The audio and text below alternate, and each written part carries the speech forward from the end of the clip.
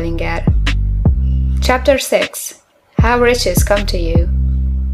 When I say that you do not have to drive sharp bargains, I do not mean that you do not have to drive any bargains at all, or that you are above the necessity for having any dealings with your fellow men.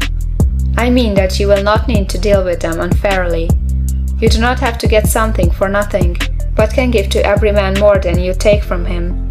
You cannot give every man more in cash market value than you take from him, but you can give him more in use value than the cash value of the thing you take from him.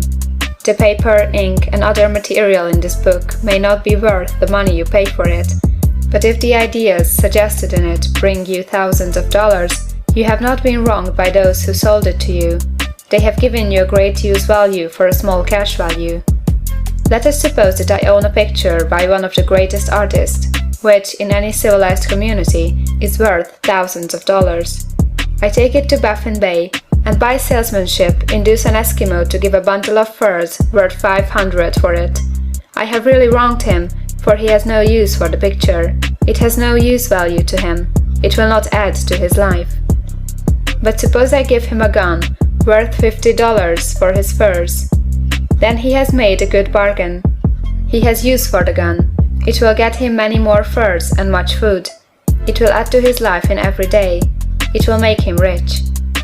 When you rise from the competitive to the creative plane, you can scan your business transactions very strictly, and if you are selling any man anything which does not add more to his life than the thing he gives you in exchange, you can afford to stop it. You do not have to beat anybody in business, and if you are in a business which does beat people, get out of it at once. Give every man more in use value than you take from him in cash value.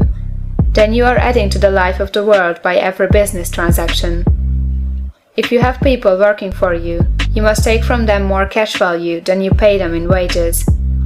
But you can so organize your business that it will be filled with the principle of advancement, and so that each employee who wishes to do so may advance a little every day. You can make your business do for your employees what this book is doing for you. You can so conduct your business that it will be a sort of ladder, by which every employee who will take the trouble may climb to riches himself, and given the opportunity, if he will not do so, it is not your fault. And finally, because you are to cause the creation of your riches from formless substance which permeates all your environment, it does not follow that they are to take shape from the atmosphere and come into being before your eyes. If you want a sewing machine, for instance, I do not mean to tell you that you are to impress the thought of a sewing machine on thinking substance until the machine is formed without hands, in the room where you sit or elsewhere. But if you want a sewing machine, hold the mental image of it with the most positive certainty that it is being made, or is on its way to you. After once forming the thought, have the most absolute and unquestioning faith that the sewing machine is coming. Never think of it or speak of it in any other way than as being sure to arrive. Claim it as already yours. It will be brought to you by the power of the Supreme Intelligence acting upon the minds of men. If you live in Maine, it may be that a man will be brought from Texas or Japan to engage in some transaction which will result in your getting what you want. If so, the whole matter will be as much to that man's advantage as it is to yours. Do not forget for a moment that the thinking substance is through all, in all, communicating with all, and can influence all. The desire of thinking substance for fuller life and better living has caused the creation of all the sewing machines already made, and it can cause the creation of millions more, and will, whenever man set it in motion by desire and faith, and by acting in a certain way. You can certainly have a sewing machine in your house, and it is just as certain that you can have any other thing or things which you want, and which you will use for the advancement of your own life and the lives of others. You need not hesitate about asking largely. It is your Father's pleasure to give you the kingdom, said Jesus. Original substance wants to live all that is possible in you, and wants you to have all that you can or will use for the living of the most abundant life. If you fix upon your consciousness the fact that the desire you feel for the possession of riches is one with the desire of omnipotence for more complete expression, your faith becomes invincible. Once I saw a little boy sitting at a piano and vainly trying to bring harmony out of the keys, and I saw that he was grieved and provoked by his inability to play real music. I asked him the cause of this vexation, and he answered, I can feel the music in me, but I can't make my hands go right. The music in him was the urge of original substance, containing all the possibilities of all life. All that there is of music was seeking expression through the child. God, the one substance, is trying to live and do and enjoy things through humanity.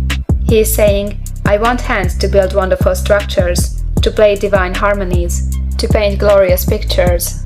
I want feet to run my errands, eyes to see my beauties, tongues to tell mighty truths, and to sing marvelous songs, and so on.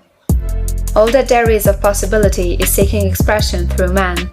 God wants those who can play music to have pianos and every other instrument, and to have the means to cultivate their talents to the fullest extent. He wants those who can appreciate beauty to be able to surround themselves with beautiful things. He wants those who can discern the truth to have every opportunity to travel and observe. He wants those who can appreciate dress to be beautifully clothed, and those who can appreciate good food to be luxuriously fed. He wants all these things because it is himself that enjoys and appreciates them. It is God who wants to play and sing and enjoy beauty and proclaim truth and wear fine clothes and eat good foods. It is God that worketh in you to will and to do, said Paul. The desire you feel for riches is the infinite seeking to express himself in you, as he sought to find expression in the little boy at the piano. So you need not hesitate to ask largely. Your part is to focalize and express the desire to God. This is a difficult point with most people. They retain something of the old idea that poverty and self-sacrifice are pleasing to God. They look upon poverty as a part of the plan, a necessity of nature. They have the idea that God has finished his work and made all that he can make, and that the majority of men must stay poor, because there is not enough to go around. They hold so much to this erroneous thought that they feel ashamed to ask for wealth. They try not to want more than a very modest competence, just enough to make them fairly comfortable. I recall now a case of one student who was told that he must get in mind a clear picture of the things he desired, so that the creative thought of them might be impressed on formless substance. He was a very poor man, living in a rented house and having only what he earned from day to day, and he could not grasp the fact that all wealth was his. So, after thinking the matter over, he decided that he might reasonably ask for a new rug on the floor of his best room and an anthracite coal stove to heat the house during the cold winter. Following the instructions given in this book, he obtained these things in a few months, and then it dawned upon him that he had not asked enough. He went through the house in which he lived, and planned all the improvements he would like to make in it. He mentally added a bay window here, a room there, until it was complete in his mind as his ideal home, and then he planned its furnishings. Holding the whole picture in his mind, he began living in the certain way, and moving toward what he wanted, and he owns the house now, and is rebuilding it after the form of his mental image. And now, with still larger faith, he is going on to get greater things. It has been unto him according to his faith, and it is so with you and with all of us.